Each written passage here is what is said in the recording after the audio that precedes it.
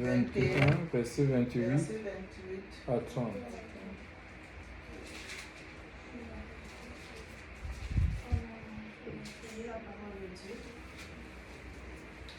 Mais que vous ensemble, un homme avait 2 fils, et s'adressant au premier, il lui dit, mon fils, va travailler aujourd'hui dans ma vigne.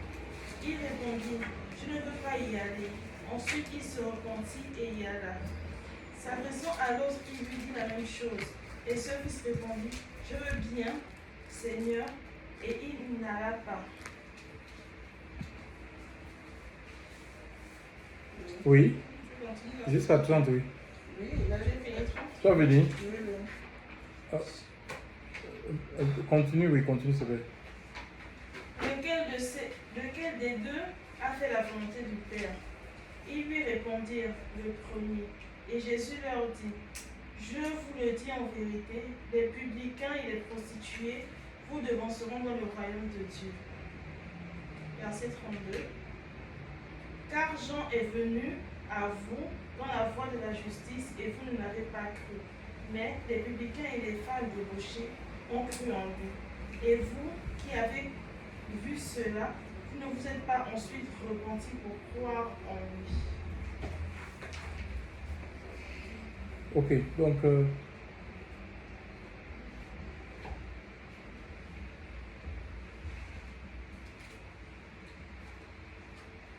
voilà, ici, donc on parlait d'un père, hein, n'est-ce pas, qui avait 2 fils, et ce père avec une vigne en fait. Il avait un champ de vigne, d'accord, et il va solliciter ses 2 enfants pour aller travailler, il va leur donner du travail. Alors, donc il y a le premier, il va vers le premier, et le premier va dire, il ne voudra pas. Et plus tard, puis le roman va finir par partir. Donc on ne sait pas ce qui s'est passé dans sa tête. Sûrement, il a dû réfléchir. Et le second, il va se rendre vers le second. Et le second va dire, je veux bien. Il manifeste le désir de partir, sauf que il n'y va pas. Donc Jésus va poser à ses contemporains que lequel parmi les deux a fait la volonté du Père.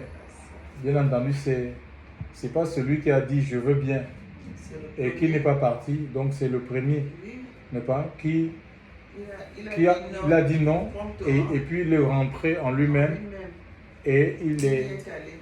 Donc nous ne sommes pas différents de ces fils-là en fait. Hein. On est des fils de Dieu. On peut dire que la vigne, un peu, c'est le champ, c'est la vigne du Seigneur, d'accord. Et nous sommes ses enfants, les enfants de Dieu. Jean 1,12 dit à tous ceux qui l'ont reçu, à ceux qui croient en son nom, il leur a donné le pouvoir de devenir enfants de Dieu. Donc on est des fils et des filles de Dieu. Et il nous est dit dans le livre de Romains 8,14 que ceux qui sont conduits par l'Esprit de Dieu sont fils et filles de Dieu. Donc, outre le fait d'avoir reçu l'Esprit, d'accord, on peut avoir reçu l'Esprit du Seigneur, mais elle n'est pas, parce que l'Esprit de Dieu nous est donné pour nous conduire, en fait, pour nous guider, pour nous amener à faire la commission, en fait, à répondre à la mission du Seigneur. Donc, le travail, à rentrer dans le travail, dans le champ de Dieu. Donc, il y a des enfants, on peut être enfant de Dieu et être un enfant rebelle, en fait. Comme nous avons des enfants, il y a des enfants qui obéissent, dociles, en fait. Et certains, ils sont moins dociles, ils ont du mal à suivre, ils sont récalcitrants. Parfois, il faut les soumettre à des épreuves pour qu'ils comprennent, pour qu'ils suivent.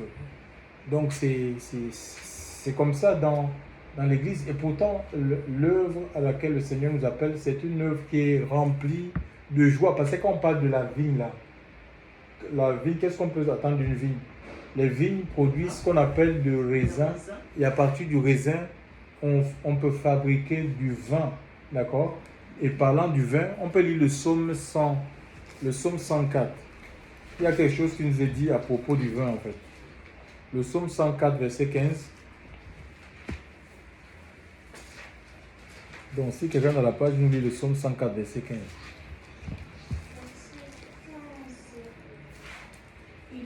Et le vent qui réjouit le cœur de l'homme, qui fait resplendir son visage avec lui et qui soutient le cœur de l'homme avec le temps. Donc vous voyez, on dit que le vin réjouit le cœur de l'homme. Donc quand on passe ici la vigne ici, ça veut dire que le Seigneur veut nous faire rentrer dans un service qui est rempli de joie en fait, d'accord? Oui. Qui est rempli de joie, mais cette joie, on ne peut la connaître que si on rentre. C'est-à-dire que si on obéit à ce que le Seigneur est en toi, sinon on va se priver. Quand on n'obéit pas, on se prive de la joie. Et bien sûr, La joie du Seigneur. Alléluia. Donc, parce que le royaume des cieux, c'est quoi? C'est fait, Romains, oui. Romains, dans le livre de Romains 14, 17, parler de dire, le royaume des cieux, ce n'est pas le manger et le boire, ce n'est pas seulement le manger et le boire, d'accord? C'est la paix, c'est la joie, c'est la justice par le Saint-Esprit. Donc, c'est une joie, c'est la joie du salut, c'est la joie du service.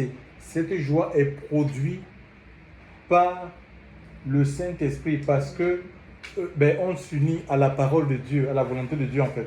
On suit la volonté de Dieu. Donc, et l'Esprit de Dieu nous procure cette joie-là. Quand on parle de cette joie, ce n'est pas une joie où je vais dire comme un clown, non. C'est un état de bien-être, d'accord? En soi, au-dedans de toi, c'est un état de bien-être intérieur. Tu peux avoir même des manques en fait. Oui. Tu peux avoir des manques en toi, tu vois, non? Des choses que tu n'as pas. Tu peux avoir des vêtements, même si tu n'es pas bien, tu as du mal à te vêtir, mais parce que tu es dans la volonté de Dieu, tu suis Dieu, tu es dans l'obéissance, et on peut penser même que tellement tu brilles. On dit que le vin, ça fait resplendir, tu brilles en fait. On peut penser, je vois mes frères qui servent Dieu en Afrique, comme là-bas, c'est des gens, ils sont beaucoup soumis dans le jeûne et la prière. Tu peux penser que ces gens-là, ils vivent dans la climatisation en fait. Tellement ils brillent en fait. Ils brillent sur leur visage. Tu sens que c'est des gens qui restent beaucoup dans la présence de Dieu. Ils obéissent au Seigneur. Donc c'est comme ça, c'est l'obéissance en fait. Si on rentre dans le champ de Dieu, chers frères et sœurs, mais nous allons être dans la paix, dans la joie, et nous allons vivre les promesses de Dieu pour notre vie. C'est l'obéissance en fait. C'est une vie d'obéissance. Hein. Ce n'est pas autre chose que le Seigneur nous demande. C'était l'exhortation de ce soir. Vraiment que le Seigneur puisse nous donner la force, la capacité d'obéir à la voix de son esprit, de répondre aux injonctions de sa parole. Parce que oui. Ça, c'est la question, ça c'est ma prière, Seigneur, pardon pour les manquements, pour les choses que je ne saisis pas. Peut-être qu'il veut que je fasse certaines choses, ça peut arriver. Oui, on peut prier, on va prier que Dieu nous aiguise parce que c'est souvent Dieu a plusieurs moyens pour communiquer. Et nous, parfois, on pense qu'il faut que Dieu nous parle par la prophétie. Non. Tu vois un peu, il peut t'envoyer un éclairage. Oui, on veut que Dieu nous parle. Ben non, ce n'est pas nous qui définissons de quelle manière Dieu doit nous parler. Parce que quand il veut se révéler, c'est pour qu'on accomplisse ses intentions et sa volonté en fait. Il veut nous communiquer ses intentions et sa volonté pour notre vie. C'est ça en fait, ce n'est pas les choses que nous, on veut. On ne peut pas venir avec nos propres projets à nous, notre schéma tout fait et dire que Seigneur, tu dois faire ceci. Non, c'est pas comme ça où il n'est plus Dieu. Alléluia. Donc on met nos schémas de côté et on suit le cours de sa volonté. Donc ça demande une vie de soumission totale. Les gens qui ont réussi leur carrière spirituelle, on peut appeler ça comme ça. Donc en commençant même par Jésus qui est le modèle, mais parce qu'il a été soumis totalement à Dieu. Même parfois, il y a des situations qui se sont présentées à lui qu'il ne voulait pas, mais il s'est remis au Père en disant toutefois, non pas ce que je veux, mais ce que toi tu veux. Parce que ce que Dieu veut est parfait en fait. La volonté de Dieu, nous dit l'apôtre Paul, elle est bonne, elle est agréable, elle est parfaite. Mais pour la discerner, il faut qu'on souffre en fait.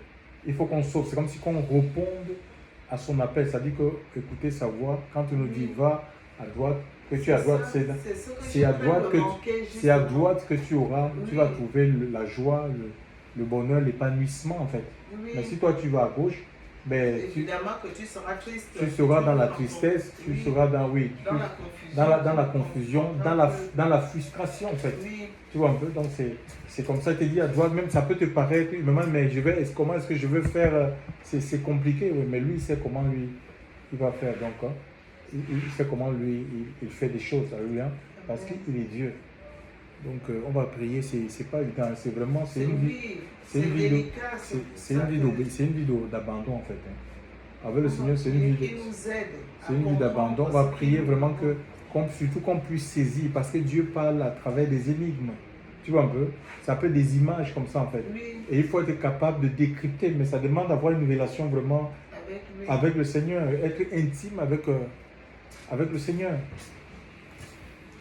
Il faut être intime avec le Seigneur. Donc, pour pouvoir décrypter ces messages. Donc, ça peut que t'amener directement dans la parole. On va prier le Seigneur. Gloire à Dieu. Éternel, Père, nous voulons te rendre grâce. Merci encore parce que ce soir, tu es là.